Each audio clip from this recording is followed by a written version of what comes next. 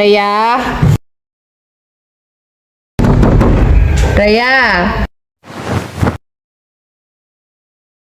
Rhea? Los na, ikaw na.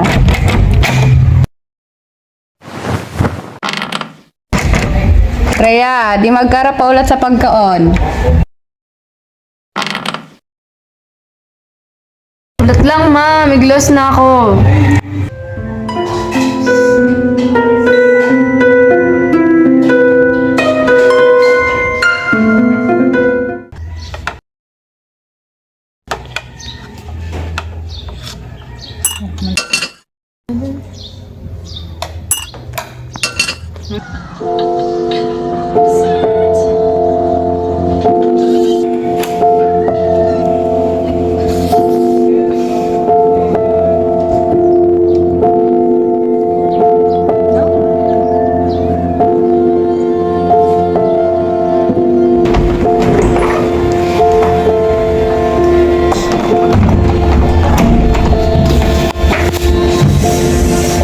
Sakit, aray ko. Sakit.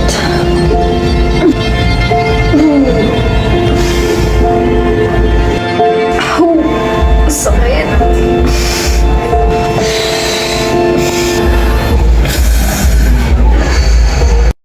Ma! Nakulog ka di buras ko. Rhea? Musta si Ton? Nana ka? Rhea? Buksi raw. Ma! Nakulog ka di buras ko. Nakulog, grabe. Nangyari ka ni mo? Ano nakakaon mo? Makulog? Sobra. Ano nakakaon mo da? Bakag ko ka na ka na maraot. Madami na ako pinaon.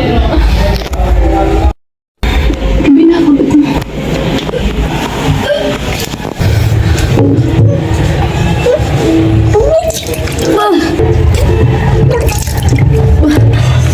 Ano kaya nakaon mo?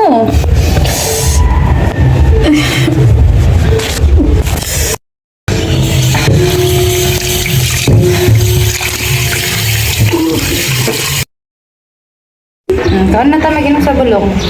Abo ako. Sadsa na, iungit nga na. Abo. Grabe kulog. Sobra.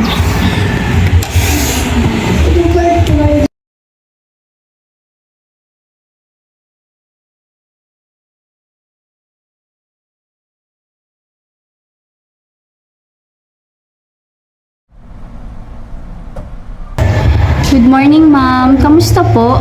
Ano po ba yung problema? Nurse, igin ko po kaya tulong Aldo na nag-udo-udo. Nagsusukaman po iya. Ano ko po pwedeng gibuhon? Bukod po sa duda naman po yung ibang namamatian. Da naman po. Ang pula po ka na itaong bulong kayo. Kasi bago po nagpainom ako sa Loperamide. Mga anong oras raw po adto? Mga alas 8 po adto ko namang ako ng sige na balik-balik sa CR. Pag nagkukulog, abarus mo, sarang partiyan nagkukulog. So, di pupunta. Pag nagkukulog, iyabi, tagos-tagos. Po, di man po siya napapalbang. Unang beses mo yan na kinulgani ka sa aragan. Po, kagto pong bagong gisong po ako sa bayan. Kung i-rate ta kulog gabrus mo sa 1 to 10, 1 na pinakamababa, 10 na pinakaalangkaw, uno sadto. 8/10 po. Unang beses mo ding pinagkulgani ka sa aragan. Po. Ma'am, tama po at so ginibo nyo pong dinara nyo po agad sa DC. Bigyan nyo po para naisiyanta po so namamati niya.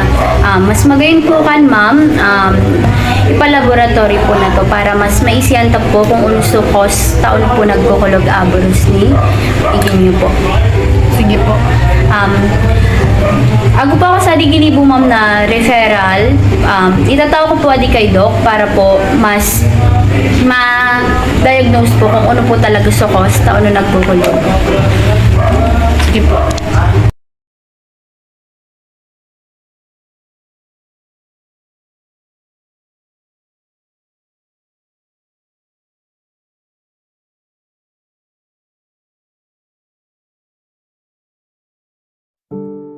As a pediatric nurse dealing with a case of stomach pain, vomiting, and diarrhea in children is quite common.